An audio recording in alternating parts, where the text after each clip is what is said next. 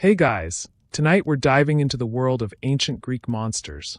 Beasts so strange and terrifying, they once haunted the dreams of entire civilizations. Picture this: low fog curling around a craggy cliffside, distant thunder rumbling over a forgotten island, and something shifting in the dark just beyond your torchlight. Greek mythology isn't just filled with gods and heroes. It's crawling with creatures that slither, roar, riddle, and guard the shadows of every myth. But here's the catch: most of these monsters? They're a little tired, a little misunderstood, a little less apocalypse, and a lot more just trying to get through eternity. And you probably won't survive this if you were, say, a Bronze Age sailor with a leaky ship. But since you're tucked under the covers, you'll be just fine. So before you get comfortable, take a moment to like the video and subscribe, but only if you genuinely enjoy what I do here. Oh, and drop your location and local time in the comments. I love seeing where in the world we're all nodding off together. Now dim the lights, pull the blankets closer, and let's ease into tonight's journey together. It starts, as most Greek myths do, with the edges of the world. Before Athens had columns or Sparta had spears, the Greeks looked out at the night sky and the wilderness beyond their olive groves and wondered what lived out there. What waited in the forests? Beneath the waves? In the cracks of the earth? And instead of staring too long into the void, they gave it shape. A face. A howl. A hissing crown of snakes. Greek monsters were born from those blurry questions. And they weren't just cautionary tales. They were part of the terrain. But here's the thing no one tells you. Most Greek monsters aren't running around all day causing chaos. They lurk. They brood. They perch silently on rocks for decades, waiting for one poor soul to get close enough. And in between the curses and carnage, many of them are kind of boring, in a cozy, eternal, philosophical way. You see, Greek monsters are different from the jump scare kind you find in movies. They don't pop out at you with claws and fangs. Well, not always. Some wait. Some whisper riddles. Some are bound by rules so old no one remembers who wrote them. Take Cerberus, the three-headed dog. We'll meet him properly later. He doesn't chase intruders out of Hades. He sits, eternally, watching, not even barking, just being very, very present. Imagine the stillness of that kind of watchfulness. It's terrifying and a little meditative. The Greeks didn't invent monsters just to spook children. These creatures lived at the seams of the world, at borders between life and death, land and sea, sky and underworld. Monsters were warnings, yes, but they were also symbols. Embodiments of wildness, of change, of nature's refusal to be tamed. Let's take a moment and slow down with that thought. That every mythic monster, no matter how grotesque, has a purpose. A place. Even the most chaotic of them is woven into the divine pattern. For example, the fearsome Hydra, we'll get to her soon, was not just a many-headed swamp horror. She was a challenge placed in the path of a hero to balance his glory. Without her, Heracles would have just been a sweaty guy with a club. And then there's the quiet philosophical question hiding behind so many of these myths. What does it mean to be monstrous? Is it appearance? Is it behavior? Is it breaking the laws of gods and men? Because, honestly, the gods themselves often act monstrously. And some of the monsters, well, they're just stuck doing their job. There's an old scholarly theory that many of these monsters represent fears that couldn't be explained any other way. The unexplored ocean? Call it Scylla. Strange illnesses? Say it was Lamia. Earthquakes? Must be Typhon, groaning beneath Mount Etna. It's easier to sleep at night when you can name your fear, put a face on it, even if that face is fangs. And here's the fringe bit most people miss. In some versions of the myths, these monsters didn't die. They just retreated, hiding in caves, slipping into the underworld, vanishing behind sacred groves. Which means, if you believe the old poets, the monsters are still out there, dreaming, waiting. Historians still argue whether the Greeks believed these creatures were real in the same way they believed in weather or taxes. Some say the monsters were metaphors from the start. Others think the line between belief and storytelling was blurrier than we assume. After all, when you live in a world where lightning could be Zeus expressing disappointment, why wouldn't you believe a cave housed a snake woman who could freeze you with her eyes? Now, before we slip too far into speculation, remember that Greek monsters weren't just standalone horrors. They had family trees. Yes, actual lineages. Typhon and Echidna, for instance, are considered the parents of many of the famous beasts we'll encounter tonight. It's a cozy kind of horror, like realizing the nightmare has a mother-in-law. Even more strange, many monsters were related to the gods. Sometimes siblings, sometimes children. Which begs the question, was Olympus just one awkward family reunion away from turning into Jurassic Park? You might be tempted to feel sympathy for some of these creatures. That's okay. It's part of the magic. The Minotaur didn't choose to be trapped in a maze. Medusa didn't ask for her transformation. Even Scylla, the sea-snapping rock monster, was once a nymph. There's tragedy underneath the terror. Which brings us to the other secret.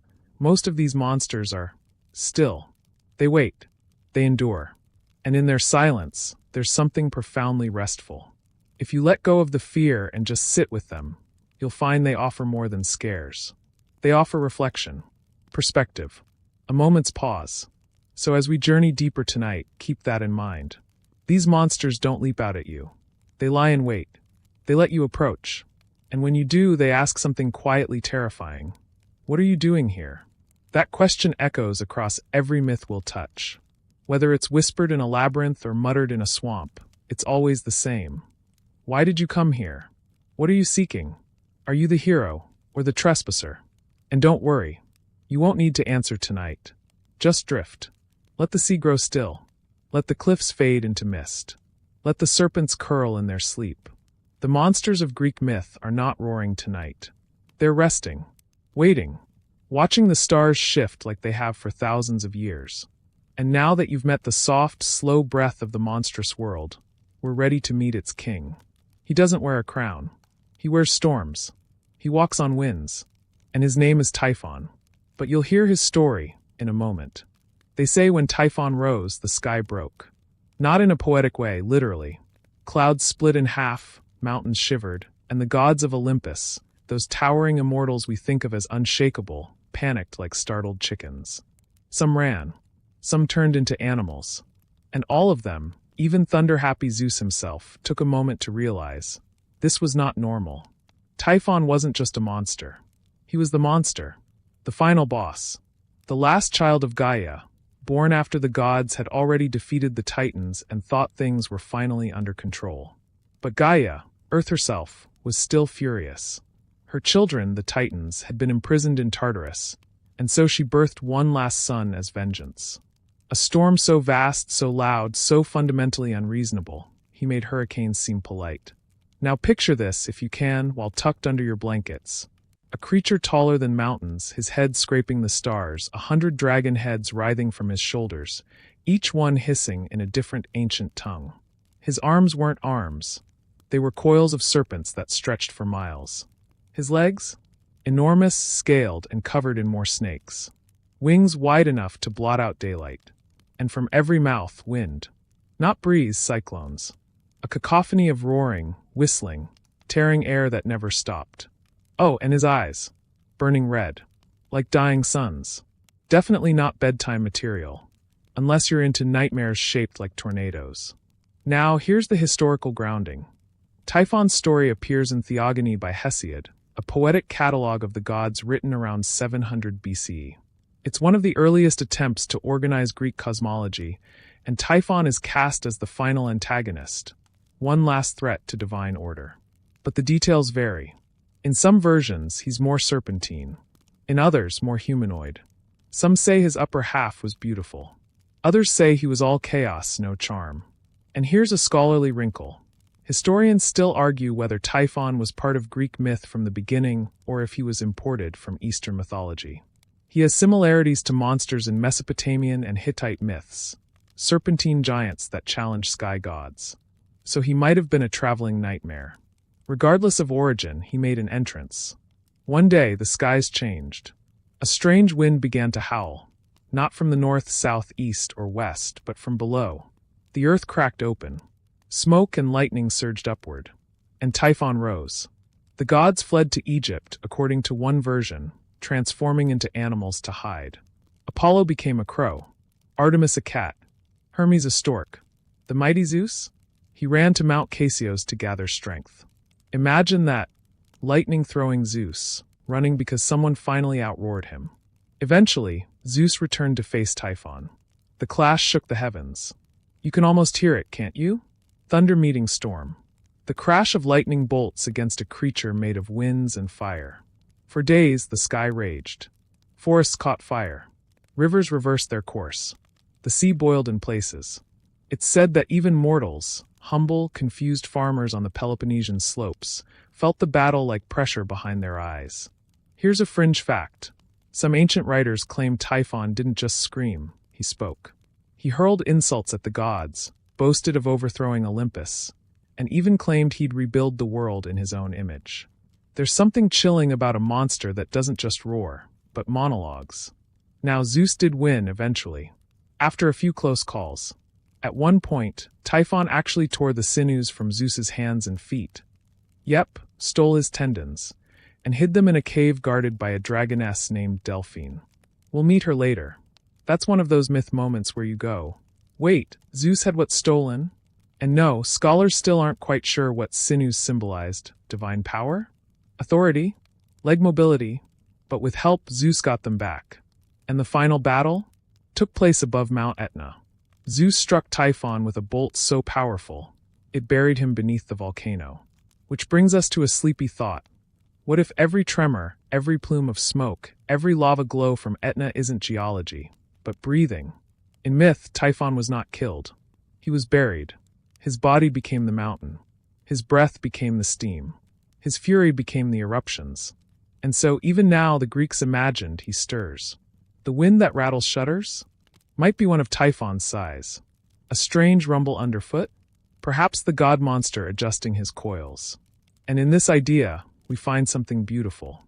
Monsters don't just disappear. They're folded into the world. They become part of the scenery. We live on top of them. There's a theory, and proven but fascinating, that early inhabitants near Etna used Typhon's story to explain eruptions and earthquakes.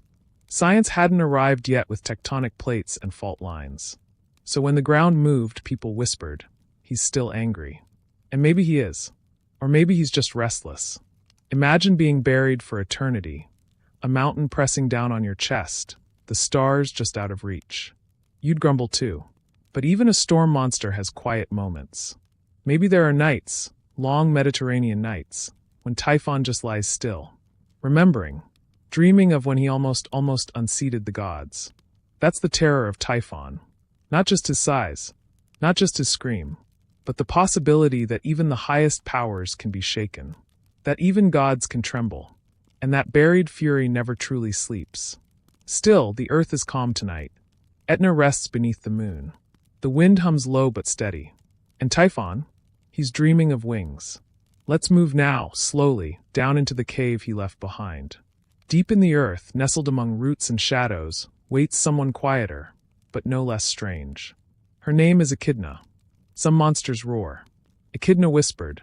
She didn't chase heroes or storm Olympus. She didn't howl across oceans or trample cities. She waited, patient, half-hidden, coiled in darkness with a smile that never quite reached her eyes. Echidna was strange even by mythic standards. Part woman, part serpent. Her torso soft-skinned and beautiful, her lower half an endless curl of scaled tail. A creature not of chaos, but of stillness. The kind of stillness that makes you realize you've stepped too far into the woods. You wouldn't find her in a temple. You wouldn't carve her on coins. But you'd whisper her name if you found yourself at the mouth of a cave that breathed warm air and smelled faintly of iron. According to Hesiod's Theogony, Echidna lived in a cave deep under the earth, far from gods and mortals alike. And with Typhon as her mate, yes, that Typhon, she gave birth to nearly every major monster in Greek mythology. If there was a beast with too many heads or the temperament of a violent fever dream, chances are Echidna raised it. Let's list a few of her children, just to paint the family portrait. Cerberus, the three-headed hound who guarded the gates of the underworld. The Hydra, a water serpent whose heads multiplied when cut. The Chimera, a lion-goat-snake hybrid that breathed fire. The Sphinx of Thebes. Even the Nemean lion, so strong no blade could pierce its hide. A cozy bunch, really. Game night must have been a nightmare. What makes Echidna fascinating, though, isn't just her monstrous lineage. It's her mystery. Unlike her children, Echidna didn't fight heroes directly. She wasn't slain in some epic duel. She lingers in the mythological record like a smudge at the edge of a painting, noticeable, but impossible to pin down. Here's where we slip into the realm of scholarly speculation. Some ancient writers treat Echidna as symbolic, a primordial force of nature, the wild feminine, the dark earth. Others insist she was a real entity in the cosmology, something divine, something dangerous, and perhaps eternal. And there's a fringe tidbit here.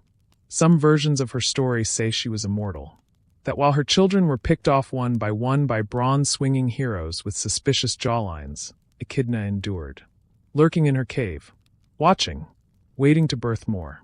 In fact, Heracles, yes, him again, once encountered her. In one obscure myth, he stumbled upon her lair during his travels. She didn't attack. She seduced him. They slept together, this is Greek myth after all. And she bore him 3 sons. Yes, Heracles and Echidna. Strange bedfellows. But it gets better. Those sons, they became the ancestors of entire tribes and lineages in Scythian myth. Which means, according to at least one tradition, some human families trace their bloodline back to the mother of monsters. So let's slow down here, under the weight of that idea. What if monsters aren't just threats to be slain, but ancestors to be remembered? What if, in the Greek imagination, the monstrous and the human weren't so far apart? There's an odd calm to Echidna's cave. No shrieking, no battle, just the slow curl of steam rising from underground springs. The soft drag of her tail across stone. Maybe even the lullaby hiss of her breathing. It's easy to imagine her lying there, one eye half-lidded, listening to the world above shift and change while she remains untouched. It's worth noting that the Greeks were deeply interested in borders, between life and death, man and beast, order and chaos. Echidna was a border.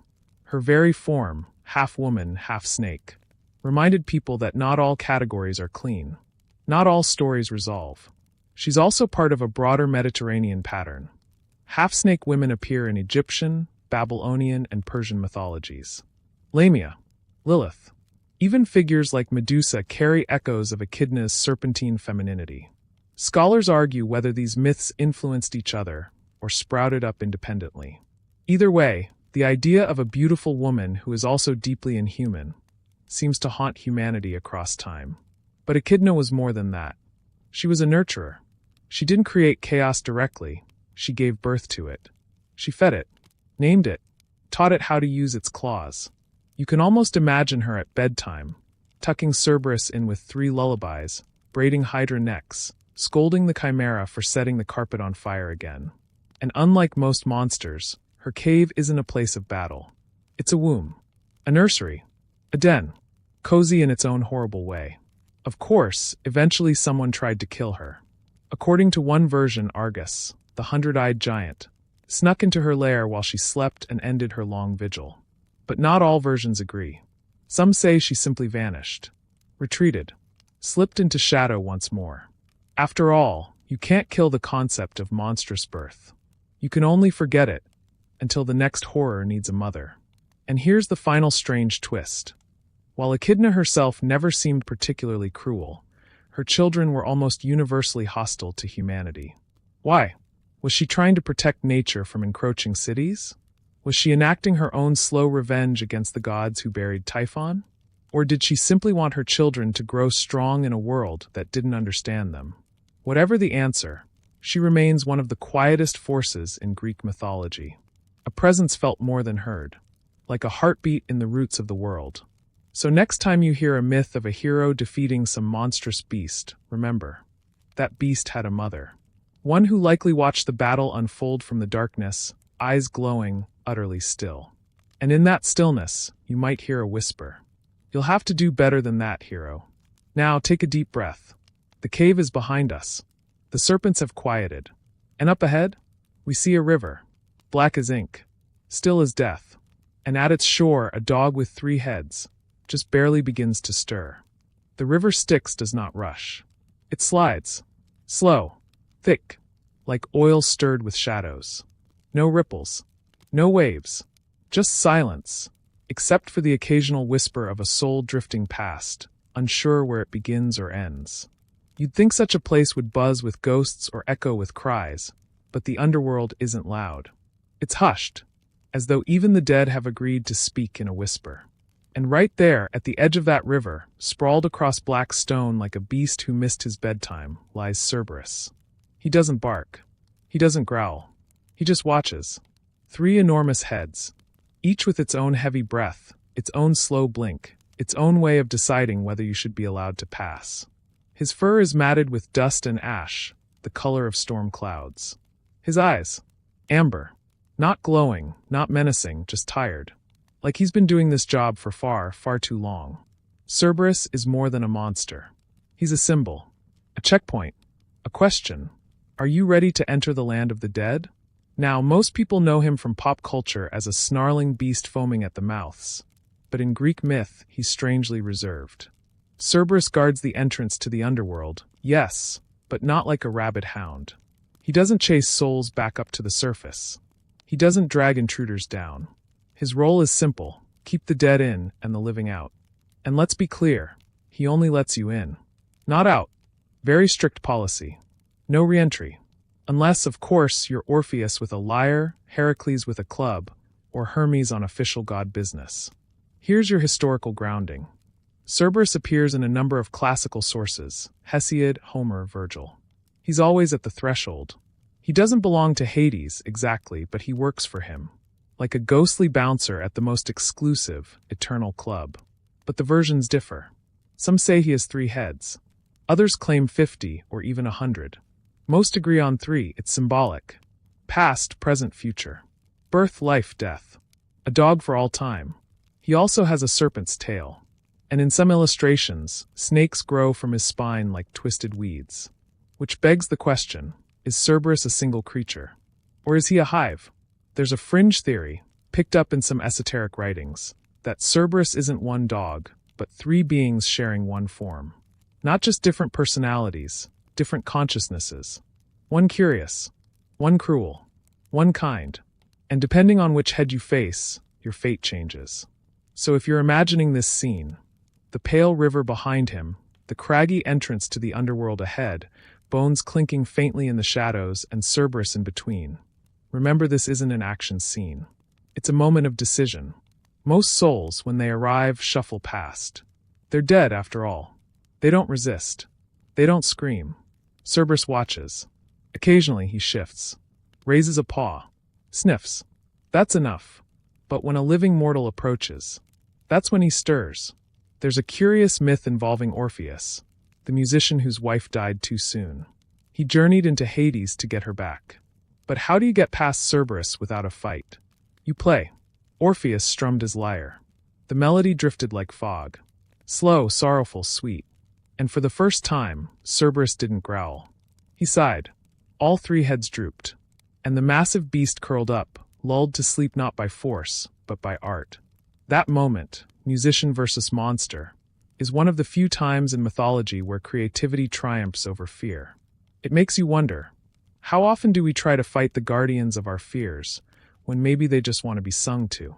But back to the dog himself. Cerberus, for all his terrifying shape, is weirdly relatable. He's loyal. He does his job. He doesn't ask questions. He just endures. And maybe he doesn't want to be there. Maybe he dreams of running in sunlit fields or chasing sticks in Olympus. But that's not his role. His role is to wait, to guard, to make sure the dead don't get confused and try to leave. In fact, one lesser-known myth suggests that the truly dangerous thing isn't entering the underworld. It's trying to escape. The souls who try to sneak out? Cerberus handles them. Quietly, firmly, and very permanently. But here's a twist. Some ancient philosophers believed Cerberus wasn't a literal dog at all. He was an idea, a metaphor for the fear of death. You couldn't get past him until you made peace with the fact that you were, in fact, leaving everything behind. That's why Heracles had to drag Cerberus to the surface as one of his labors. Not to kill him, but to show that even fear can be wrestled into daylight. Of course, once the labor was complete, Cerberus was returned. Gently. Even Heracles knew not to harm him. There's a kind of sacred stillness to the beast. A sense that he doesn't belong to violence, but to boundaries. And here's your quirky tidbit. In some Roman interpretations, Cerberus was given honey cakes. Yep, people buried their loved ones with small cakes, hoping that when their souls passed into the underworld, they could offer a treat to the hound. Just a snack to keep him from getting too curious. Imagine that. All the metaphysical gravity of death, and the gatekeeper just wants a little sugar. If you've ever had a dog that sits too close to the door, watching who comes and goes, breathing just a bit too loudly, you've glimpsed a piece of Cerberus. And if you listen carefully tonight, to the stillness in your room, to the way the shadows stretch across the floor, you might hear it. That slow, 3-beat breath. In, in, in. 3 lungs rising, 3 chests expanding, all watching. Not to scare you. Just to say, you're not dead yet. You're allowed to pass for now. Behind the dog, the underworld opens up. Tunnels, chambers, empty fields where the dead wander, dream, or fade. But we're not ready for that yet. Instead, we drift upward again, north to a rocky hill just outside the city of Thebes. There's a monster waiting there, too. One with wings and riddles. And boredom. The Sphinx has been waiting a long, long time. There's a hill just outside Thebes. Quiet now. Sun-bleached stone. A few stubborn tufts of grass clinging to the dirt. Nothing unusual at a glance, unless you look closely. There, crouched like a statue someone forgot to carve, is a creature older than the city she haunts. The Sphinx. Her body, that of a lioness, muscles coiled beneath tawny fur, tail curled like a question mark.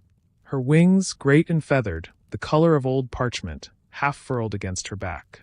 And her face is a woman's. Calm. Unblinking. Eyes that don't see you so much as see through you. She's not snarling. She doesn't pounce. She just waits. And waits. And waits. The Sphinx is one of Greek mythology's quietest terrors. Not because she's passive, but because she knows she doesn't need to move. You come to her. Or rather, you stumble into her domain by mistake, and before you realize what's happening, she's already asked the question. The question that has sent more men tumbling down rocky cliffs than any spear ever thrown. What walks on 4 legs in the morning, 2 at noon, and 3 in the evening? Now, if you're dozing off, don't worry. We'll answer it in a moment. But first, how did this winged riddle guardian end up here, pacing the road to Thebes like a bored librarian waiting for someone to ask the wrong thing? The Sphinx is believed to be the daughter of Echidna and Typhon. Yes, again, those 2 were prolific. But unlike her snaky siblings, the Sphinx doesn't rely on brute force. Her weapon is language. If you answered her riddle correctly, she let you pass. If not, she killed you. But here's the sleepy twist. She didn't chase you. She just watched as you unraveled. As panic bloomed behind your eyes. As you realized you'd never thought about the world in that way before. It's not the violence that makes her terrifying. It's the silence between the question and your answer. And unlike other monsters, she's not in a swamp or a cave. She's right there on the road. Right there in the daylight. A problem placed where everyone must pass. You can't avoid her. You can't fight her. You can only answer, or perish. Which makes her more than a monster. She's a test. A trial. A checkpoint of the mind. In some versions of the myth, the gods sent her to Thebes as punishment for a forgotten crime. In others, she simply appeared one day, curled on the rock like a cat who had claimed the city for herself. What no one disputes is this: the Sphinx stayed. For years. Killing travelers.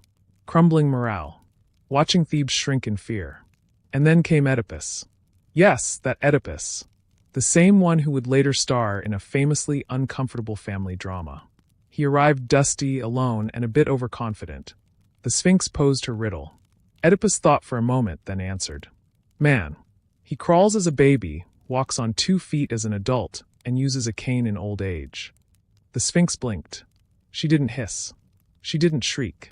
She just stepped back. And then, with a sigh that seemed to carry centuries of disappointment, she leapt from the cliff and vanished.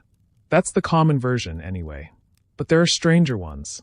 Some say she didn't leap, but turned to stone. That her body is still up there, carved into the hillside, and if you walk past at just the wrong moment, you'll see her eyes flicker. Others claim she didn't disappear at all. She simply found another city. Another road. Another riddle. There's a lesser-known fragment, buried in the writings of a second-rate poet from the 4th century BCE, that suggests the Sphinx was never meant to be defeated. That she wanted someone to solve her riddle, not to end her, but to prove that humans had finally become worthy of their own stories. Which makes you wonder, did she kill out of cruelty? Or out of disappointment? Maybe the deaths were incidental. Maybe she was just lonely. A creature crafted to ask, not to answer. A living question with no one clever enough to reply. Historians still argue whether the Sphinx was Greek in origin or borrowed from Egyptian mythology. After all, the Egyptian Sphinx is a guardian, not a riddler. Serene. Majestic. No blood on her paws. Some scholars think the Greeks took that image and gave it a tragic twist. Others believe both traditions emerged separately, proof that human minds are drawn again and again to the idea of a creature that sees more than we do. Here's a quirky detail. In some vase paintings, the Sphinx is shown perched on a high pillar. Not a cliff, a man-made column. As though even the ancient artists understood her role wasn't natural, it was imposed. Someone put her there. Someone gave her the riddle. But no one tells us who. Which leads to an open mystery that no version of the myth solves. Where did the riddle come from? Was it hers? Did she invent it, whispering to herself for years before daring to speak aloud? Or was it given to her, by the gods or by fate, and she was simply doing her duty? What if the Sphinx never wanted to kill? What if she was just waiting for someone to make her obsolete? There's a peculiar kind of restfulness in that image. The monster who only kills because no one answers. Who yearns not to be beaten, but to be understood. So now, if you're still awake beneath your covers, imagine walking that lonely road to Thebes. The sky dim with dust. The hills watching. And at the top of the rise, a shape. Not moving. Waiting. You hear the question, not with your ears, but in your bones. What walks on 4 legs in the morning? It's not a trap. It's a challenge. And if you whisper the answer in time, you're free. But if not, she'll still be there. Waiting. Quiet as ever. Now the road bends again. The riddle fades. We head back to the sea. Not the calm one, but the one with rocks that snap and whirlpools that hunger.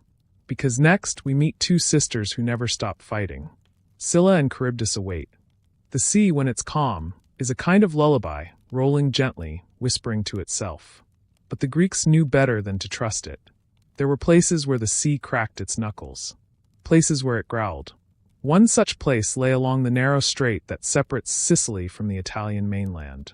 A passage so tight, so treacherous, it was said only the foolish, or the fated, would try to sail through it. And there, perched on either side like gargoyles from 2 different nightmares, were Scylla and Charybdis. They didn't speak. They didn't chase. They didn't move. But they waited, and no ship passed between them untouched. Let's start with Scylla. She once had legs. According to the older myths, Scylla was originally a sea nymph, beautiful, gentle, perhaps a little vain. She used to walk the shoreline, combing her hair and smiling at her reflection in tide pools. And then came Glaucus, a minor sea god with the heart of a fish and the love life of a soap opera. He fell for Scylla instantly, but she didn't return the favor. So, like many poor decision-makers in Greek myth, he asked Circe for help.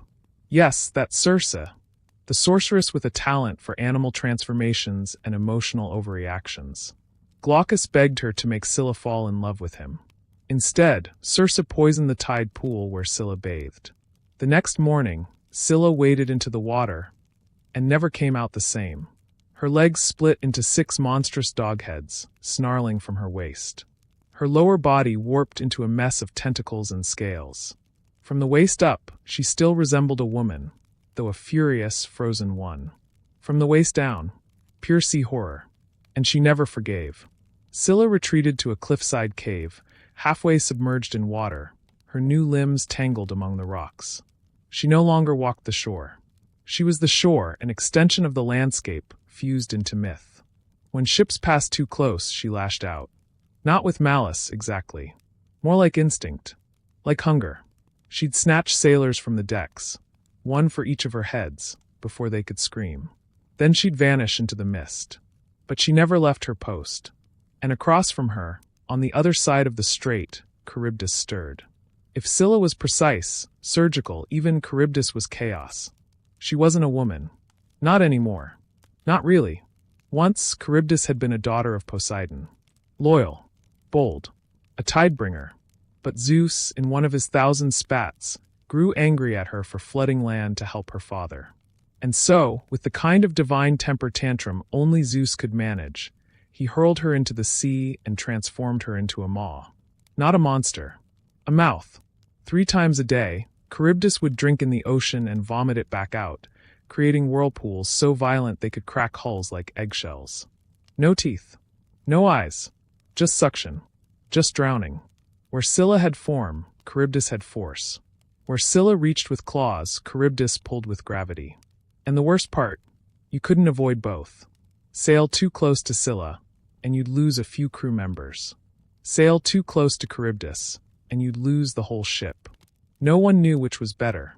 That's why Homer, in the Odyssey, placed them on opposite sides of Odysseus' journey. When he had to pass between them, Circe gave him a terrible choice. Lose a few men, or risk losing everything. He chose Scylla. Odysseus didn't warn his crew. He steered the ship slightly toward the cliffs, closed his eyes, and let her take 6 of them. The rest made it through. It's one of those eerie moral puzzles Greek mythology likes to offer you. Is partial loss more noble than total risk? Historians still debate whether Scylla and Charybdis were ever seen as literal sea hazards, misunderstood rock formations and whirlpools later mythologized. The Strait of Messina, after all, does have strong currents. Charybdis may have been an anthropomorphized eddy. Scylla, a jagged outcrop where ships ran aground. But there's something too personal about these two. They feel like sisters. Not in any mythic genealogy, no shared mother or backstory. But in their function. In their obsession with the same strip of water. In their eternally linked tragedy. There's a quirky theory in fringe scholarship that Scylla and Charybdis aren't monsters at all, but symbols of motherhood and hunger. Scylla, the devouring mother who clutches. Charybdis, the engulfing womb that recycles. It's poetic, weirdly comforting, weirdly terrifying. Others believe they were once 2 lovers, punished to face each other forever, unable to speak or touch, their interactions reduced to murder and mayhem. That their violence is just grief redirected. But if you listen to the sea at that strait, on certain nights, you won't hear fury. You'll hear sighing, a long inhale, a restless splash, a patient hunger that isn't quite malicious. If you ever find yourself there, and we don't recommend it, you'll notice that the water seems to hush as you pass between them. Even the birds stay quiet. The sky watches. And your ship? It will creak louder than usual, because the sea remembers every soul it's ever taken. And Scylla? She hasn't moved in centuries, but she hasn't forgotten a single name. And Charybdis?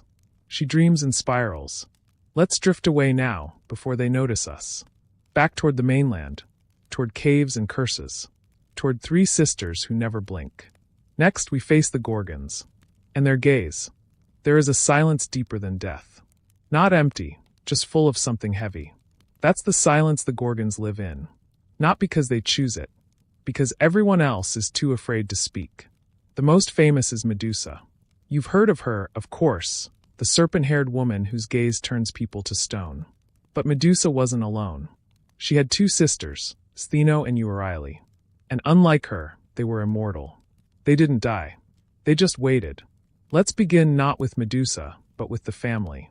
Stheno, the strongest, said to have killed more men than both her sisters combined. Euryale, the loudest. Her cry could shatter rock and make gods flinch. And Medusa, the youngest, the only mortal, and the only one to be punished for something she never chose. The myths are messy, especially Medusa's.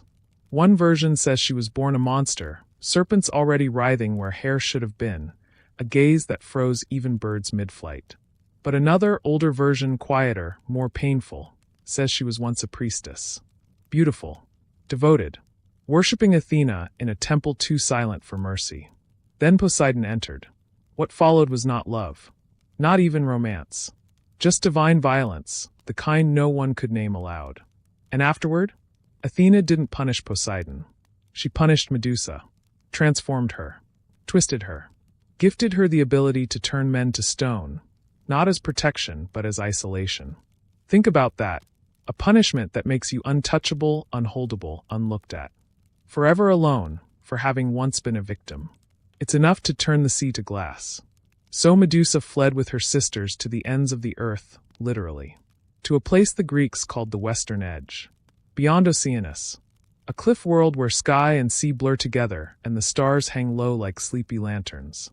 And there they built a home of stone, not carved, not constructed, accumulated, each statue a former intruder, some still reaching, some mid-scream, all frozen by a single glance. A museum of bad decisions. The Gorgons didn't hunt. They didn't leave. They didn't speak unless spoken to. But the world feared them anyway. And in fear, the stories grew teeth. You've probably heard the more action-packed version. Perseus, the hero, son of Zeus and Danae, tasked with fetching Medusa's head. A shiny quest. A severed trophy.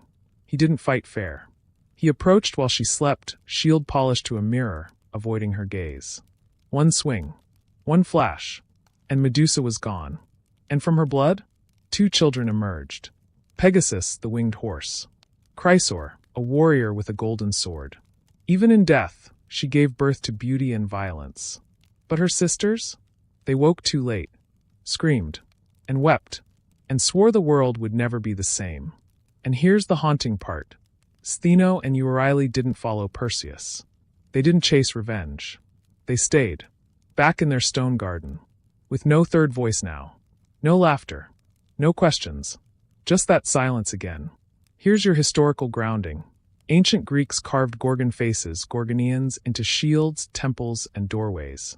Not to ward off Gorgons, but to borrow their power. Medusa's face became a protection spell. A divine back-off.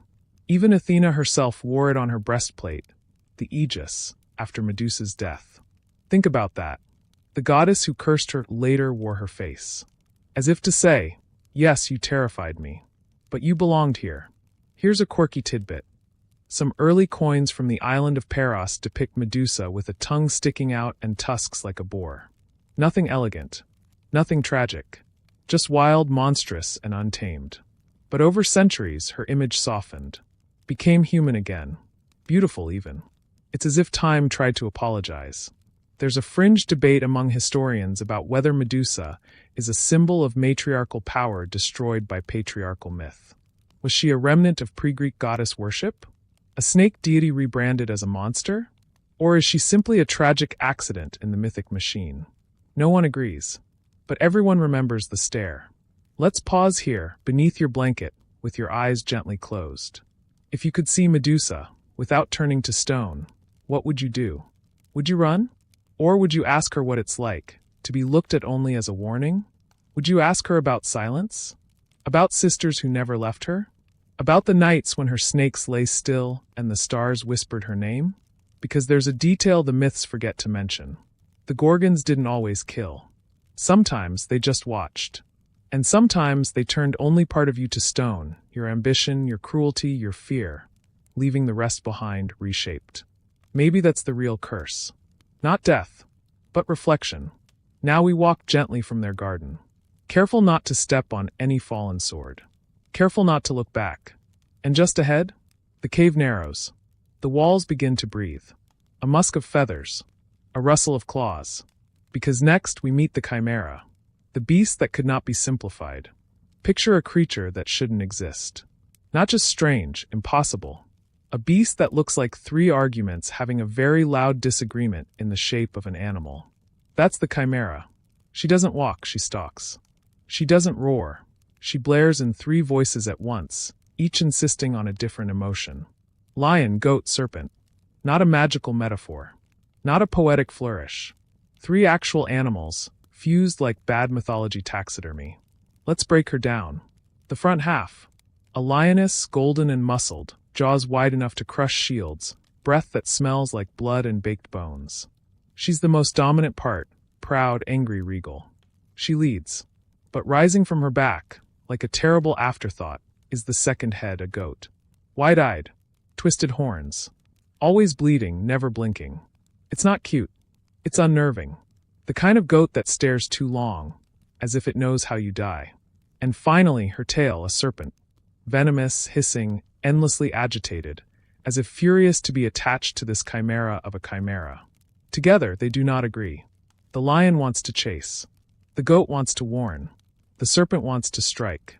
The result is madness.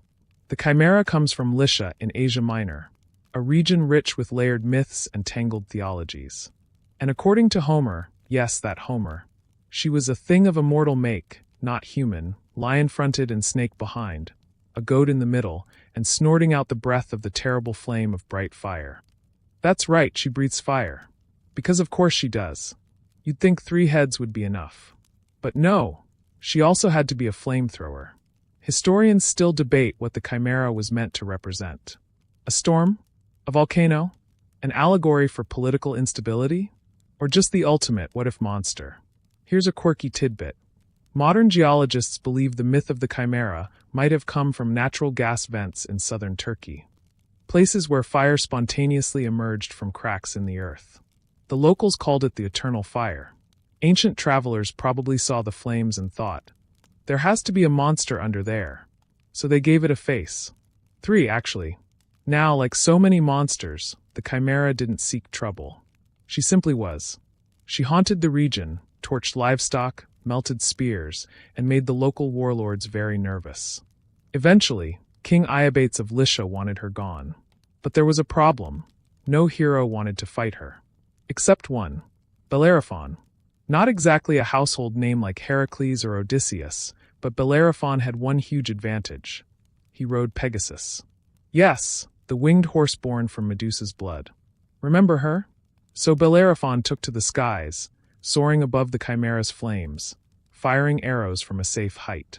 But arrows didn't work, so he tried something else. According to legend, he lodged a block of lead into his spear, then flew low, just close enough to provoke her. As she breathed fire, the lead melted, ran down her throat, and hardened again. She choked, fell, died. It's both ingenious and horrifying. Now, here's the open scholarly debate. Was the chimera meant to be literal? A living creature that once roamed the mythic past?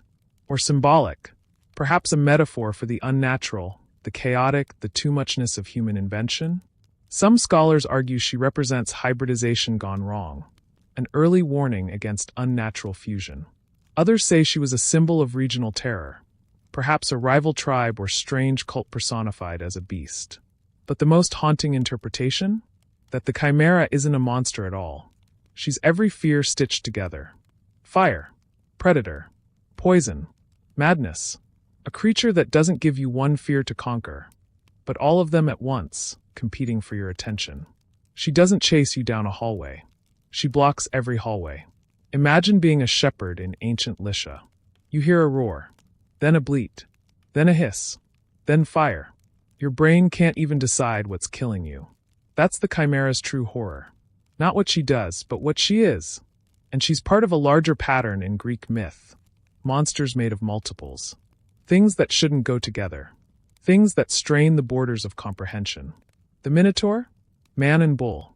The Centaur? Man and horse. But the chimera? She doesn't blend. She refuses to. Each part remains fully itself. Uncompromising. Jostling for space in one exhausted body. And maybe that's why she had to be destroyed. Because she couldn't be understood. Now, let's drift from the fiery cliffs of Lycia. Let the smoke fade. Let the flames curl into nothing. Because next we descend again. This time into the depths. Into the underworld proper. We've heard of Hades. But now, we'll meet what lives beneath even him. Next, the titans buried deep in Tartarus. And the monster who guards their cell door, Camp. You've probably heard of Tartarus. Not just the underworld, beneath the underworld. A prison so deep, even shadows forget how to stretch. The Greeks described Tartarus as far beneath Hades as the earth is beneath the sky. A place not just of death, but of containment, of punishment, of secrecy. Most of what was buried there should never rise again. The defeated Titans, the primordial gods who once ruled the cosmos before Zeus and his siblings took over, were chained here, each one sealed in silence, smothered in stone. And guarding them was Camp. You may not know her name. That's by design. Camp doesn't show up in many myths. She's a shadow cast between stories. But the few times she does appear, she leaves an impression so strange, so overwhelming, even the most fearless heroes hesitate. Imagine this: a figure larger than a war elephant. Lower half, a storm of scales, like a centipede made of cobras. Upper half, a woman with bronze skin and eyes that burn like sulfur. Her arms don't end in hands, they branch. One holds a whip made of lightning. One a scythe of volcanic glass. Others, too many to count, twist behind her like shadowy illusions. And from her waist down, serpents. From her shoulders, feathered wings, black and scorched. Her hair hisses. Her breath crackles. And around her waist, she wears living armor. Dozens of dragon heads, snapping and snarling like guard dogs chained to her ribs. She is not just monstrous, she is excess. A creature who shouldn't work, but somehow does. Camp was assigned by the Titans themselves to keep watch over the hundred-handed ones and the Cyclopes, two terrifying beings whom Zeus would later need to defeat the Titans. To ensure these creatures didn't interfere, the Titans locked them in Tartarus, and Camp was stationed as their warden. Now, remember, even the Titans were afraid of the beings Camp guarded. That's how strong she was. For eons, she stalked the iron fields of Tartarus, dragging her serpentine body through corridors no light had ever touched. She didn't speak. She didn't rest. She listened. For breathing. For whispering. For anything that broke the silence. And nothing ever did. Until Zeus descended. In the Titanomachy, the great 10-year war between the Olympians and the Titans, Zeus realized he couldn't win alone. He needed reinforcements. And that meant freeing the ancient prisoners. So he ventured into Tartarus, deeper than any god had dared, and found her. Camp. The myths don't say how he killed her. Only that he did. And in doing so, unlocked an avalanche of power that tipped the war. But scholars and storytellers alike wonder. How? Some say he used trickery. Others say he brought the full force of thunder, shaking even Tartarus loose. There's even a fringe theory, circulated in a crumbling papyrus found near Thebes, that Zeus didn't kill Camp at all. He bargained with her, promised her a seat in the new order, a palace far above, a return to the stars, and when she refused, he erased her, not physically, but mythologically, wiped her from tales, from songs, from memory. That's why so few know her name now. But fragments remain. In Apollodorus, Camp is described as terrible in form, having the tail of a serpent and above the waist the form of a woman. About her head she had the heads of wild beasts. And in Hesiod's lost verses, known only from quote snippets, there's a line. Camp did not guard, she consumed. Each day a new dream. Each night, a scream from within her. Makes you wonder, was she a jailer? Or a fellow prisoner? What if the Titans didn't trust her above, so they sent her below? What if Camp wasn't just keeping the others in, but making sure she never got out?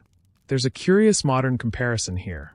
Some mythologists refer to Camp as the Greek chimera of containment, a monster whose every part represents restraint. Wings that can't fly, arms chained in duty, head screaming but never speaking. Here's your quirky tidbit.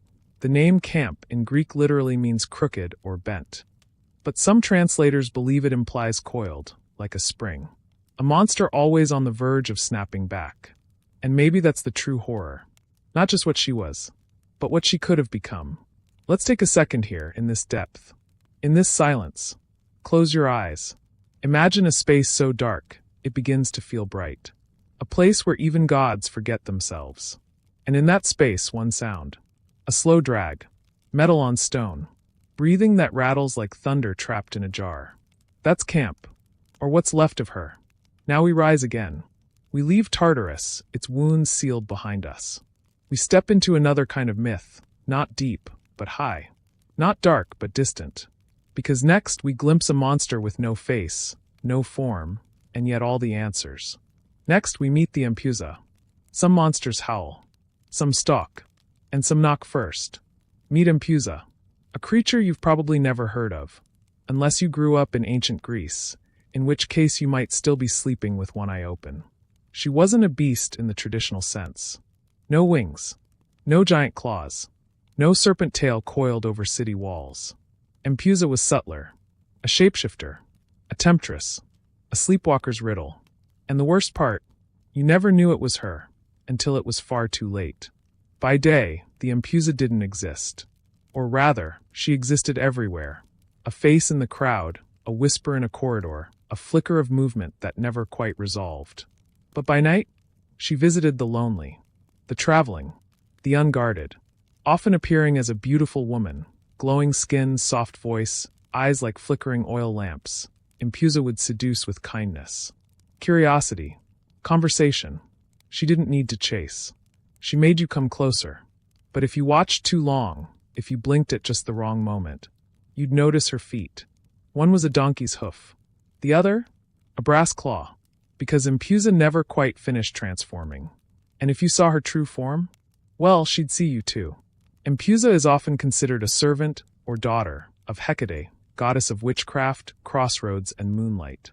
But even Hecate rarely called her by name. Impusa was fear incarnate, the fear of deception, of betrayal, of intimacy gone wrong. She fed not on blood, but on essence. Sometimes described as a life force. Sometimes as dreams. In certain versions, she consumed her victims completely, leaving behind only silence and the faint scent of burning wax. Greek mothers, especially in rural regions, used her as a bedtime warning. Don't wander after dusk. Impusa might be waiting.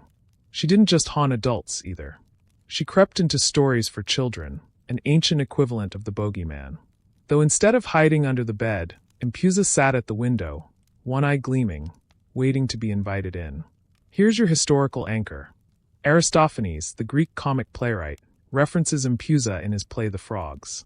In it, the character Xanthias is terrified by the shape-shifting demoness, who rapidly transforms between various horrifying forms. A cow, a donkey, a woman, a flame. She doesn't attack. She confuses. That's what makes her terrifying. She unravels your ability to trust what you see. Modern scholars still argue whether Impusa was ever part of formal religious worship, or simply a folklore device. Some suggest she was born from the anxieties of travel, since most of her victims were men on long journeys, alone and far from home. Others believe she represents an older, suppressed goddess, perhaps once a fertility deity, transformed into a predator as matriarchal myths were overwritten by patriarchal fears. And here's your quirky tidbit. In some rare Athenian folktales, Impusa was not always hostile. If shown genuine hospitality, offered food and firelight without suspicion, she would bless a traveler with prophetic dreams. Of course, those dreams were rarely pleasant. Impusa's mercy, after all, still came with teeth. There's something deeply dreamlike about her. The way she appears and disappears. The way her face seems familiar until it isn't. She's the embodiment of those strange dreams where you're talking to someone who looks like a loved one, only to realize halfway through it's not them at all. And that's the most haunting part. Impusa uses your expectations against you. She doesn't lunge. She waits. She becomes the thing you want to trust, your lover, your friend, your guide, and then she unthreads herself in front of your eyes. You don't run from Impusa. You wake up from her. Maybe.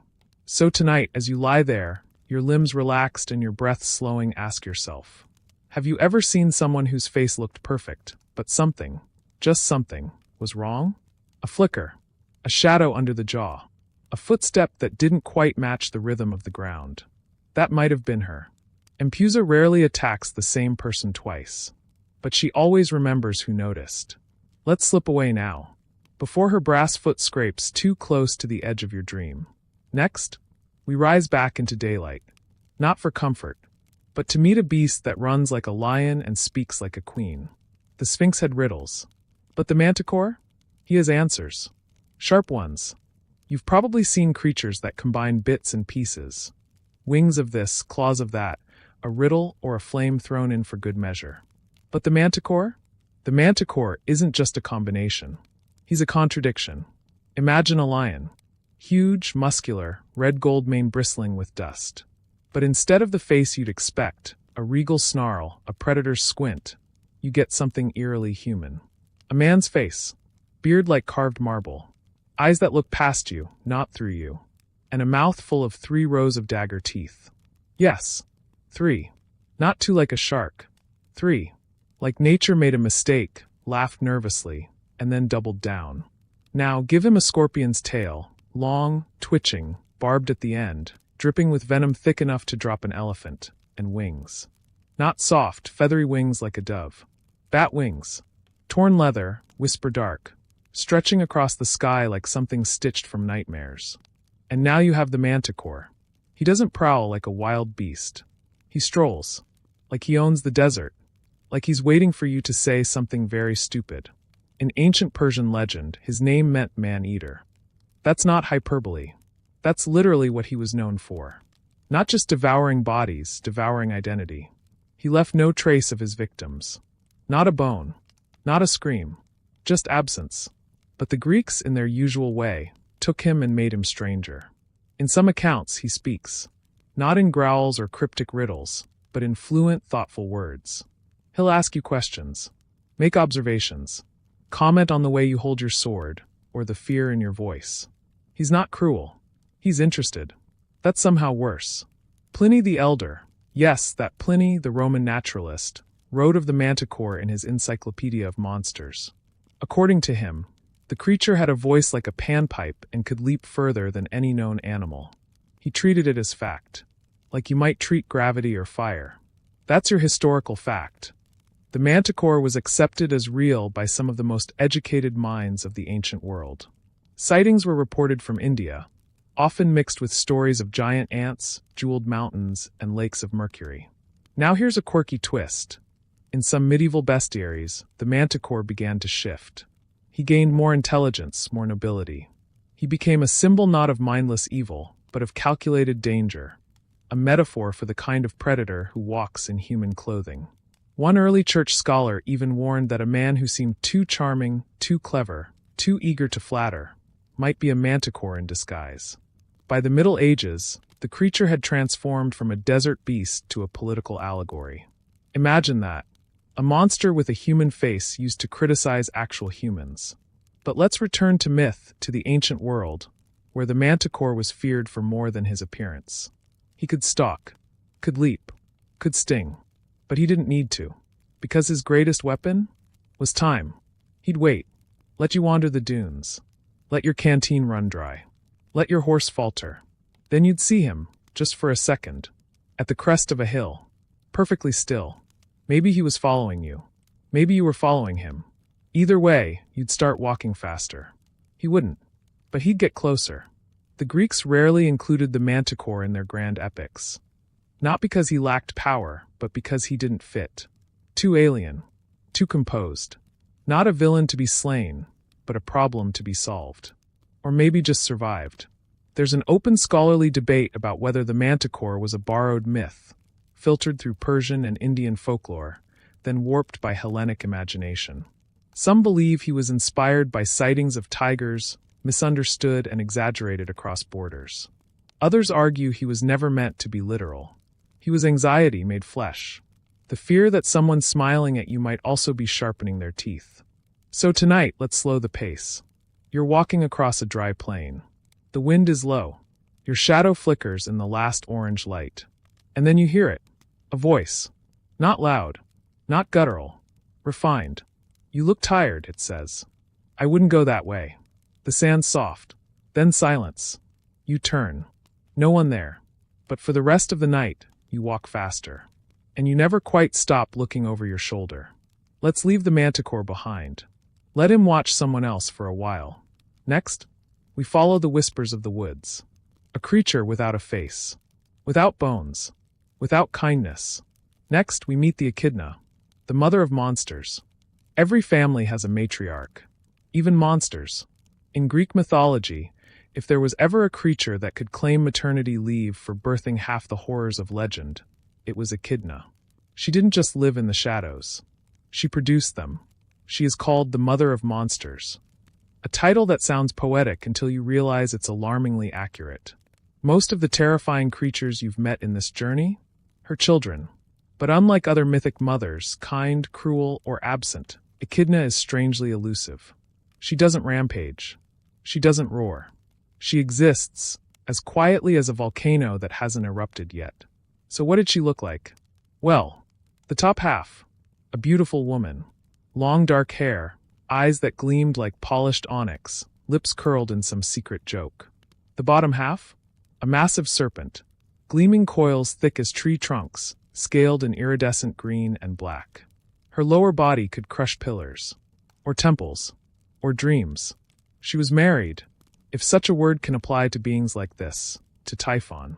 Yes, that Typhon, the father of all storms, the mountain-tall, many-headed, thunder-belching juggernaut who once challenged Zeus himself. Together, they made quite the pair. And their offspring? Let's do a roll call. Cerberus, the three-headed dog guarding the gates of Hades. Orthrus, the two-headed hound. The Chimera, remember her?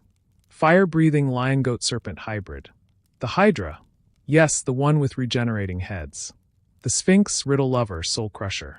The Nemean lion, invulnerable hide, unbreakable stare. All hers. Now, depending on which ancient source you read, Hesiod, Apollodorus, or various fragments and local legends, the list shifts. Some say she birthed the dragon Ladon who guarded the golden apples. Others say she mothered Scylla herself. And here's your historical nugget. In Hesiod's Theogony, written around the 8th century BCE, Echidna is said to remain in her cave, the deathless nymph, half-snaky, horrible underground. She is ageless, undying, and yet somehow not divine in the traditional sense. Which brings us to a strange question. Where did she live? The myths are vague, but most point to a shadowy cave, deep beneath the earth, possibly near the edge of Tartarus itself. Some claim it was in the lands of the Arimi, a mysterious people the Greeks barely understood. Others place her in Cilicia, in Asia Minor, the same homeland of Typhon. But no matter the location, her home is always described the same way. Hidden, still, and surrounded by silence that feels intentional. Because Echidna doesn't go out looking for attention. She lets her children do that. There's a fringe theory among modern mythologists that Echidna represents a kind of primordial fertility, the kind that predates kindness or cruelty. She doesn't raise her children. She births them, like mountains giving way to avalanches, like fault lines cracking open to release magma. She's creation at its most neutral. She doesn't punish. She doesn't protect. She simply produces. And yet, there's tragedy in her silence. After Zeus defeated Typhon, imprisoning him under Mount Etna, Echidna was left alone. A single mother to a brood of creatures destined to be hunted. Her children were slain, one, by heroes who got their names carved in temples and sung in songs. Her name? Forgotten. Buried. Softly feared, never celebrated. And yet she remained. And perhaps still remains. Some late fragments suggest she was never killed. Not by Zeus. Not by heroes. That she simply retreated further. Beneath rivers. Beneath roots. Beneath story itself. Waiting. There's a passage in an obscure Orphic hymn that describes her as the coiled queen beneath all footsteps, whose breath seeps into the dreams of those who are pregnant with rage. Poetic? Absolutely. Disturbing? Even more so. Because Echidna is not evil. She is inevitable. Her children don't ask to be born. She doesn't ask for forgiveness. She doesn't whisper revenge. But if you ever find yourself in a place where everything feels too quiet, too still, and the earth smells warm and wet, you might be close. Not to her cave. To her pulse. Let's imagine now. You walk through a forest. The leaves hush above you. Beneath your feet, something shifts. A tremor? No. A breath. A long, slow exhale from the belly of the world. She's still down there. The mother. And she remembers everything. But she won't stop you. She never stops anyone. She simply gives the world what it asks for.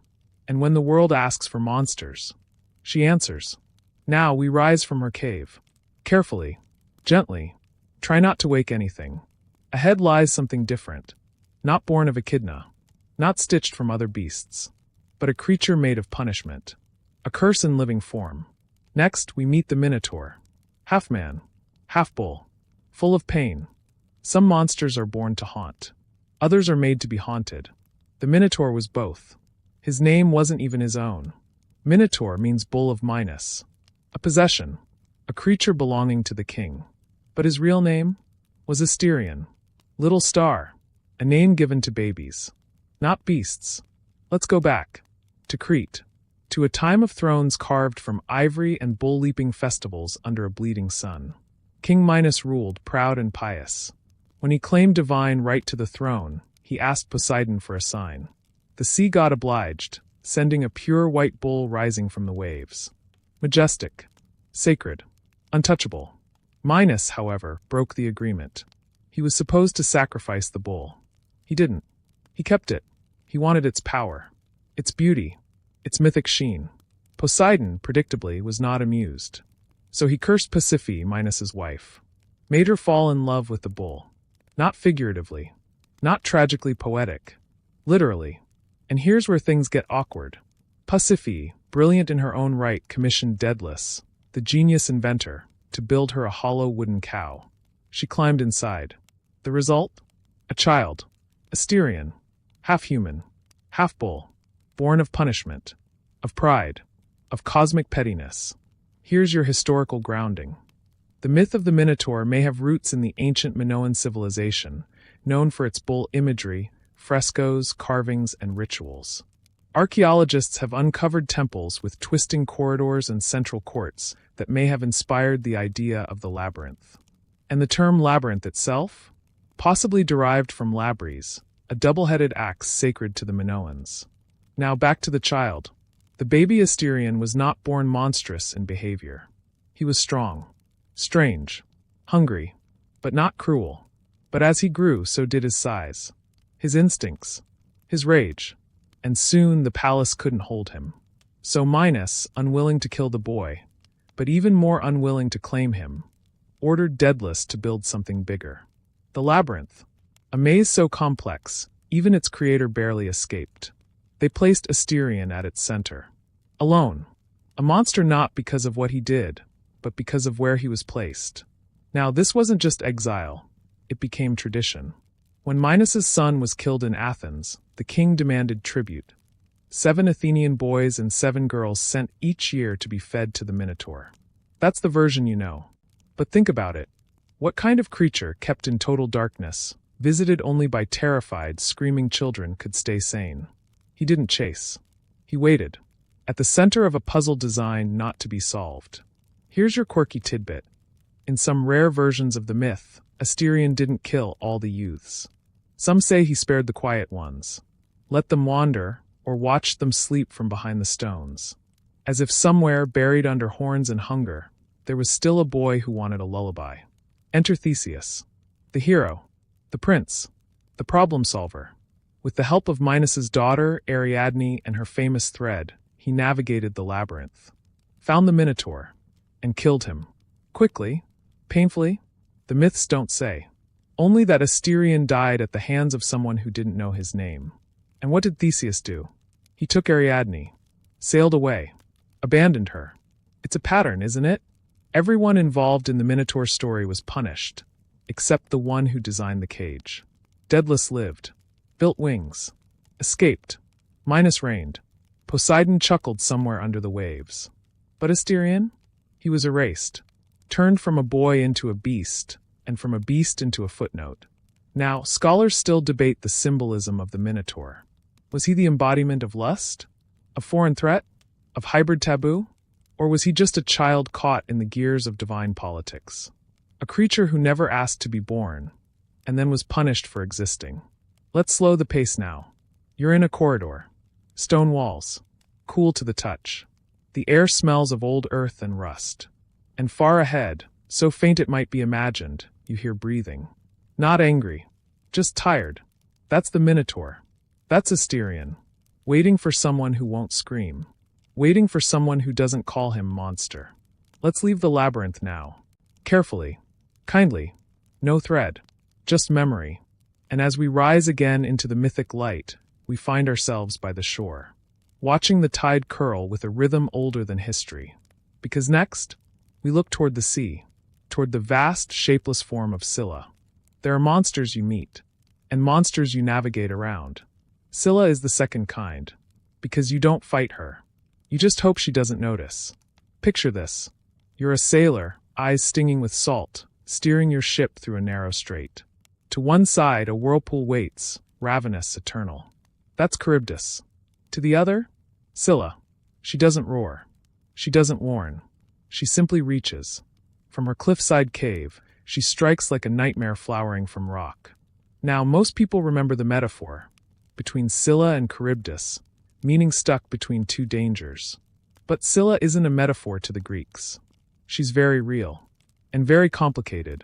Here's how Homer describes her in the Odyssey: 12 dangling feet, 6 long necks, and at the end of each neck, a head packed with triple rows of teeth. Not shark teeth, dog teeth, gnashing and drooling. She howls like wolves, snaps like crocodiles, and each time a ship sails too close, she plucks 6 sailors, one for each head, swallowing them mid-scream. But here's the thing, she wasn't always like that. Scylla, like so many monsters in Greek myth, began as a girl. Depending on the version, she was a sea nymph.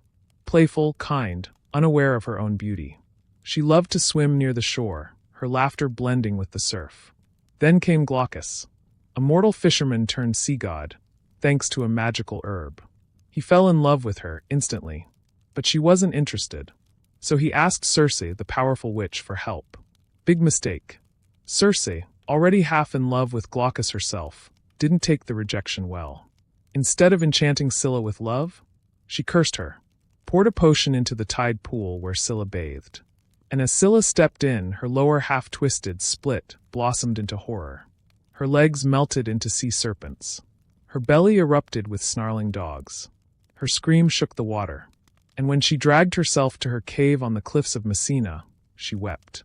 And wept, until the crying became growls. Now she waits. She doesn't hunt, not in the traditional sense. She feeds automatically, instinctively. She is a monster by architecture, programmed to snap, grab, bite. But inside those endless necks, beneath the barking and blood, some say she still remembers. Some say she mourns every time. Here's your historical note. The Strait of Messina between Italy and Sicily is a real and notoriously dangerous passage, narrow with strange currents, whirlpools, and jagged cliffs. Ancient sailors, navigating by stars and prayer, likely turned its perils into mythic creatures.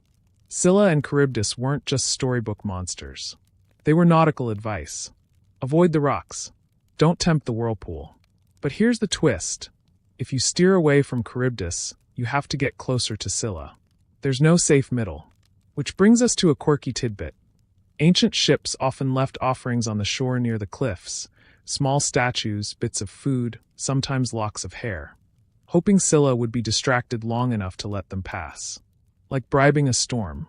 And now the scholarly debate. Was Scylla purely a sea monster? Or a symbol of female rage distorted through divine punishment?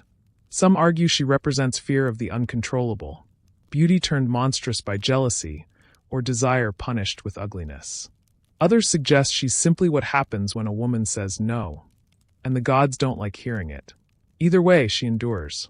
In the Odyssey, Odysseus chooses to sail closer to Scylla, sacrificing 6 men rather than risk the whole ship to Charybdis. He never forgets their screams. And Scylla?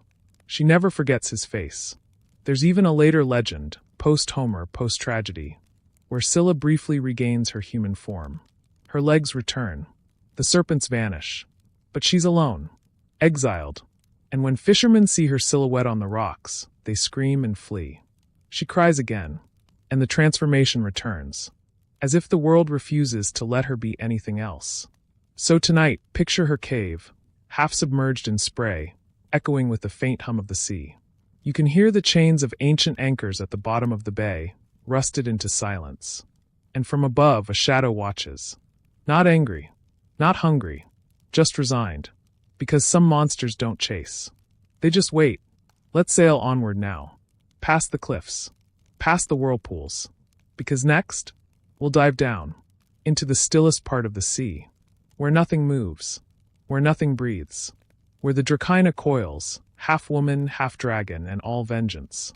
If you've ever stood beside still water and felt something watching from below, something cold, patient, and older than memory, then you've already met her. The Dracaena. Not a name, but a category. Not one creature, but many. And yet somehow always the same. Serpent-bodied. Woman-faced. Born not of affection or accident, but of rage. She isn't loud. She isn't chaotic. She is still. And stillness, in myth, is never safe. The term dracaina comes from the Greek word drakon, meaning dragon or serpent, but with a feminine twist. These were not mindless beasts. They were intelligent, watchful, deeply personal in their violence. Where dragons guarded treasure, dracaini guarded wounds. And if you ask the old poets, there were several of them. Echidna, of course, whom we've already met, but also Delphine, who once nursed the infant Typhon and later guarded Zeus's stolen sinews after Typhon defeated him. Yes, stole his sinews, as if strength were a garment. Then there's Camp, whom we met in Tartarus, serpent-bodied and silence-bound. But tonight's focus is the dracaina who embodies the archetype best. Her name was Sybaris. She lived in a cave on Mount Surface, above the Gulf of Corinth. Not far from sacred Delphi, where Apollo's temple shimmered in white stone and laurel smoke. Sybaris did not shimmer. She sulked, curled in darkness, whispering to herself, her long, scaled tail coiled like a question no one could answer. She'd once been a woman, some say, a priestess perhaps, or a maiden cursed for loving too loudly. Others claim she was born monstrous, one of Gaia's last secrets. A reminder that not all nature is nurturing. She made no demands. She simply devoured anyone who came near. Travelers, livestock, poets, especially poets. Eventually, the people begged a hero for help. And one came, Eurybatus, son of Euphemus. He climbed the mountain, entered the cave, and when Sybaris lunged, he struck, driving her back until she tumbled off a cliff. Her body hit the rocks below and, according to legend, melted into a spring. The water still runs cold, and still carries her name. Here's your historical tie-in. The myth of Sybaris likely echoes older Anatolian and Near Eastern dragon-slaying legends, such as those of Tiamat or Lawton, primordial sea creatures defeated by storm gods. The Greeks, ever skillful borrowers, rewrapped these stories in local terrain. But here's your quirky tidbit. In some local Delphi traditions, Sybaris wasn't evil, just inconvenient. She wasn't terrorizing the countryside for fun. She was guarding something. Possibly the mouth to the underworld. Possibly a secret spring that healed the dying. One obscure fragment even suggests that after her death, Delphi's famed oracle pit was built over her cave. Yes, the place where Apollo's priestess spoke in riddles and smoke? Sybaris's old lair. No wonder the god had to kill her first. There's an open scholarly debate about the dracaina's deeper meaning. Some see her as the suppressed feminine, a chaotic, coiled force buried beneath civilization. Others argue she was never feminine in the human sense at all, just assigned it by poets obsessed with duality. Woman or serpent, never both. But one theme returns again and again. The dracaina is a creature of memory. She remembers every insult, every theft, every hero who called her a beast without asking why she growled.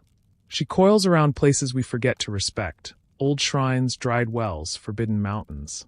She waits in forgotten ruins. Not to strike, but because she doesn't know what else to do. Tonight, picture her. Not Sybaris, exactly, but the idea of her. The woman who became scale and teeth in silence. She lies beneath your feet now, curled beneath your city, beneath your street. Beneath your dream. Her tail twitches in sleep. Not because she's angry, but because even monsters toss and turn. Let's leave her resting. Let the mountain cool. Next, we look to the sky, to the impossible harmony of body and breath. The griffin waits. Winged lion, eagle-headed, and surprisingly lawful. By now we've met beasts that slither, scream, stalk, and sleep. But not all monsters lurk in shadow. Some fly so high they shine. Meet the griffin, not a creature of terror or trickery, but of order. He is the guardian of gold, the sentinel of sky, and the ancient emblem of both majesty and menace.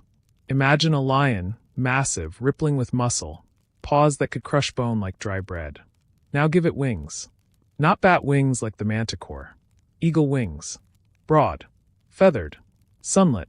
And while you're at it, give it an eagle's head, sharp beak, golden eyes, crowned with feathers that rustle like papyrus in wind. What you get isn't a chimera. It's something sovereign. Not built from pieces. Built from principles. Because the griffin didn't prowl or ambush. He oversaw. The ancient Greeks believed griffins lived far to the east, past the Black Sea, beyond the land of the Hyperboreans, where gold flowed from rivers and monsters didn't hide but patrolled. Their job? To protect that gold. Not from other monsters. From humans. Yes, us. You see, the griffin didn't guard treasure to hoard it. He guarded it to keep us honest. Approach with respect, and you might be spared. Approach with greed, and well, let's just say, an eagle lion descending at full speed doesn't leave a lot of you behind. Here's your historical anchor.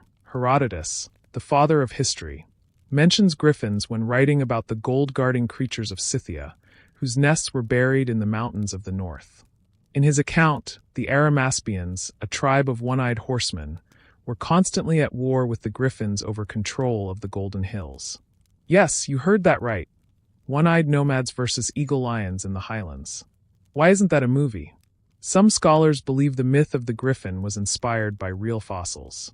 Ancient miners in the deserts of Central Asia may have stumbled upon the beaked skulls of Protoceratops, a dinosaur with a parrot-like face and a long, lion-shaped body.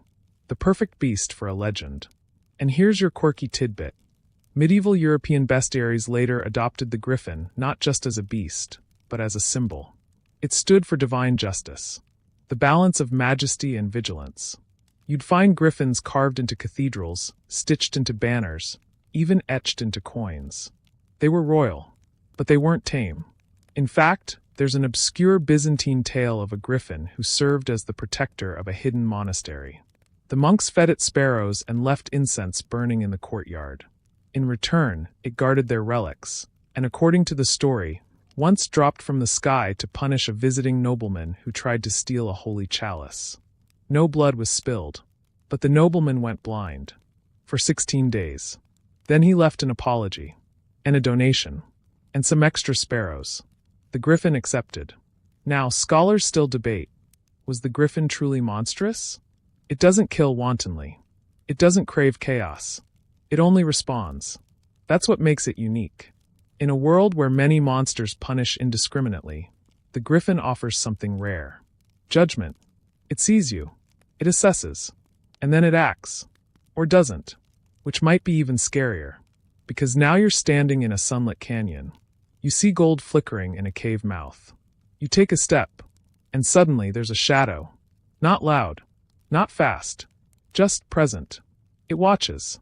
You freeze. And no, if your next step is greedy, you won't get another. Not today. Let's step back now. Let the light close behind us. Let the griffin return to its perch in the clouds. Because next, we enter the dream of the earth itself. A beast born of forests, fear, and folklore. The Lamia waits. Not in cliffs. Not in caves. But in stories whispered by mothers who have lost. Some monsters steal. Some curse. Lamia remembers. Her story doesn't begin with fangs or scales. It begins with grief. Because before she haunted shadows, she was a queen. A beautiful one, they say, wise, adored, radiant as a midsummer moon. Her name was whispered in markets and sung beside fountains. She ruled Libya with kindness and pride. And then Zeus noticed her. Of course. That never ends well. He courted her, some say gently, some say as a god does, which is to say, without asking. Either way, she bore his children. And Hera, queen of the gods, didn't handle it well. Now, Hera had many rivals. Too many to count. But Lamia? She punished differently. Not with thunder. With loss. She didn't strike Lamia down. She struck what Lamia loved most, her children. One by one they vanished. Some say Hera killed them. Others say she drove Lamia mad, cursed her with a restless awareness. She could never sleep. Never rest. Her eyes would stay open forever, so she'd be forced to relive her loss in every flicker of candlelight, every baby's cry, every lullaby echoing through a neighboring wall. Eventually she broke. And when she broke, she became Lamia. Her face shifted. Her skin sagged. Her legs melted into a serpent's tail. Her arms stretched too long. Her mouth, once sweet, filled with teeth like pottery shards. But her eyes, those stayed wide. Always watching, always burning, and she began to do what had been done to her. She stole children, not for vengeance, for memory, because even a cry that wasn't hers could momentarily plug the hollow in her soul. Here's your historical detail. In ancient Greek society, Lamia became a catch-all for child-stealing demons. Mothers warned their children not to wander at night or cry too long, or Lamia will hear you. She was invoked not just as a cautionary tale, but as a half-believed reality, a living threat that flickered just outside the oil lamp's glow. And in some regions, people would bury protective charms under nursery floors, clay figurines, carved talismans, threads of silver, anything to ward her off. But the most disturbing part? In a few strange versions, Lamia was pitted, because she didn't eat the children. She held them, rocked them, whispered their names until her memory fractured again, and then, only then, did the hunger rise. There's even a fringe tradition that she had the power to remove her eyes at will, plucking them out at night so she could finally rest, only to put them back in come morning, to remember again. A mother who couldn't forget. A monster made not of rage, but of unbearable tenderness, twisted by time and cruelty. And here's your quirky tidbit. During the Hellenistic period, poets began to romanticize Lamia, painting her as a tragic beauty who seduced young men. In these tales, she fed on not just children, but desire. She became a predator of dreams, appearing to travelers as their perfect companion, only to drain their life by morning. Sound familiar? That shapeshifter's echo from Impusa lingers here. Monsters, after all, tend to rhyme. And scholars still argue. Was Lamia a symbol of guilt? Of grief? Was she the dark reflection of motherhood? What happens when the nurturer is left with nothing to nurture? Or was she, like so many women in myth, transformed into terror simply for surviving divine attention?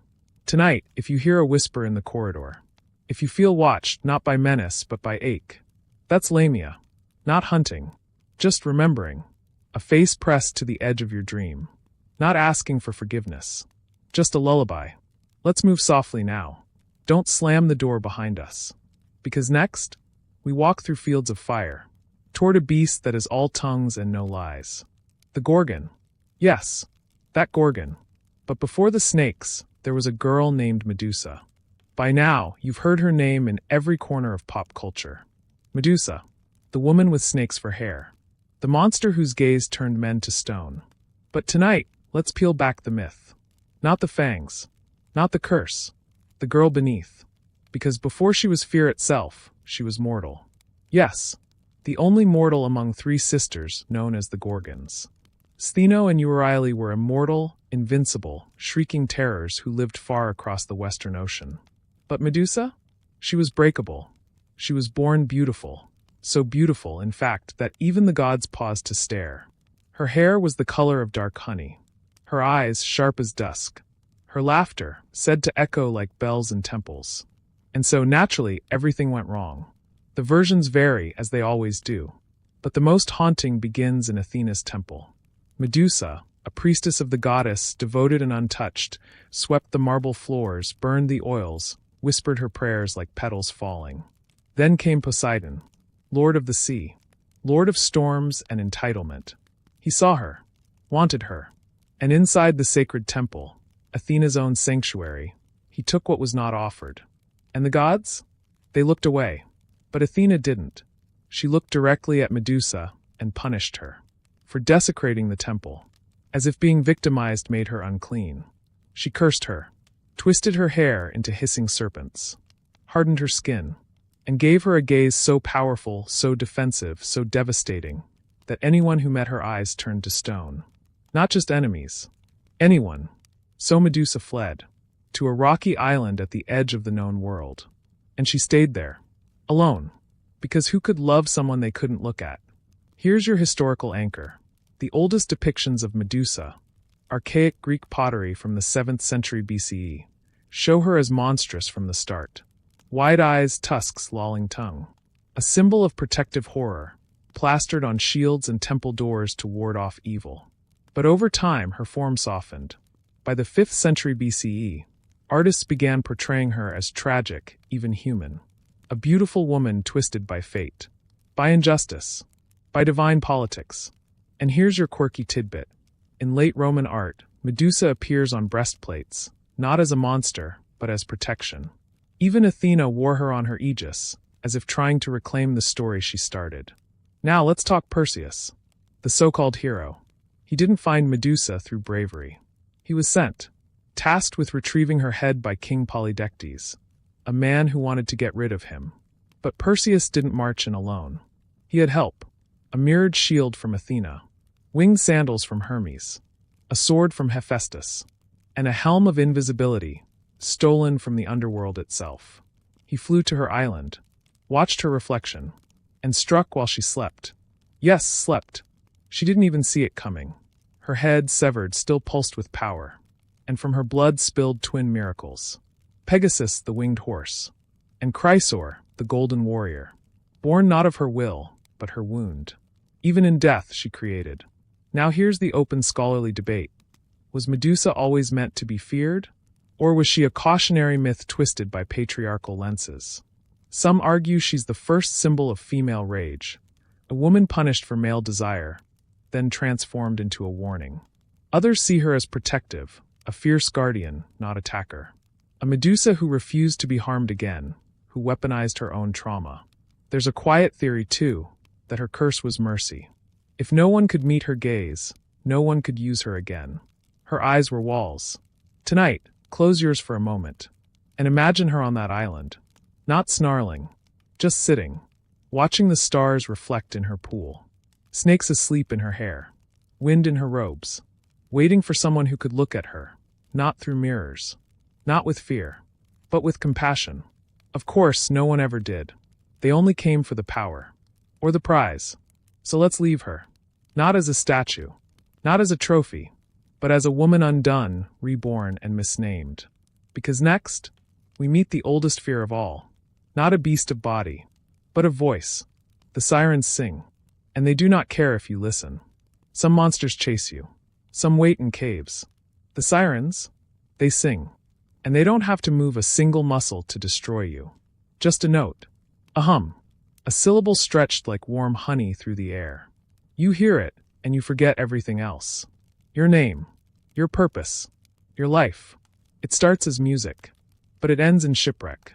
The sirens are perhaps the most understated monsters in Greek mythology. No claws, no curses, no flaming eyes or drooling fangs. Just the oldest magic there is, a voice that makes you want to die just to hear it again. So who or what were they? Tradition gives us a few forms. Sometimes they're bird women, feathered from the waist down, talons like ivory knives, wings broad and burnished with sea spray. Their torsos are human, graceful, bare, their faces ageless and unnervingly calm. Other times, especially in later myths, they're depicted as sea nymphs, drifting, ethereal, mermaid-adjacent figures reclining on rocks with lutes or lyres in hand. But no matter the body, the power is the same: sound. They sing and men leap from ships. Not because they're compelled like puppets, but because the sirens make you want to go. You choose to drown. You ask for it. In Homer's Odyssey, Odysseus sails past their island. He's warned in advance by Circe, who knows what they are and what they do. So he plugs his crew's ears with wax and has himself lashed to the mast. The moment they come near, he begs to be released. Pleads, screams, but the ropes hold, and the ship sails on. The sirens, undisturbed, keep singing. They don't mourn. They don't shout. They know others will come, and others do. Here's your historical tie-in. Early Greek artwork places the sirens not in the sea, but near meadows and tombs. That's right, cemeteries. Some scholars argue they weren't just sea creatures, but guardians of the land of the dead. Their songs weren't just temptation, they were remembrance, calls to lost souls, or invitations to return home. Which brings us to an eerie thought. Maybe the sirens aren't luring you to your death. Maybe they're singing something you already miss. A lullaby from childhood, a name you've forgotten, a promise you broke. And here's your quirky tidbit.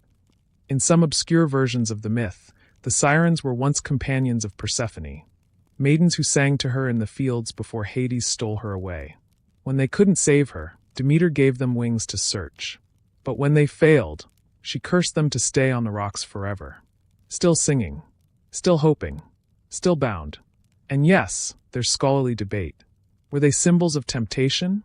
Of the dangerous pull of memory? Of femininity weaponized? Or were they truth-tellers, singing the things men couldn't bear to face? One ancient commentator claimed that if you translated their lyrics, they weren't seductive at all. They sang of mortality, of forgotten duty, of the pointlessness of conquest. In other words, don't go to war, sailor. Go home. But no one ever listened, because the melody was too beautiful, even when the meaning wasn't. Tonight, imagine the sea flat as glass. A few jagged rocks, distant, innocent-looking. And from them a note, clear as winter light, rises like incense. You don't understand the words, but you feel them, deep in the teeth, in the ribs. You want to go there, but you don't know why. That's the sirens. They don't shout. They don't flinch. They wait, and they win. Let's sail onward, quietly, carefully. Because if we stay too long, the song might follow us. And there's one more tale to tell. One final monster. She is the first and last. The mother, the crone, the whisperer in threads. Next, the fates, and the creature that cuts what we all fear most. This is how it ends. Not with a roar. Not with a scream. Not even with a song. But with a snip. Soft. Final. And almost always sooner than you expected.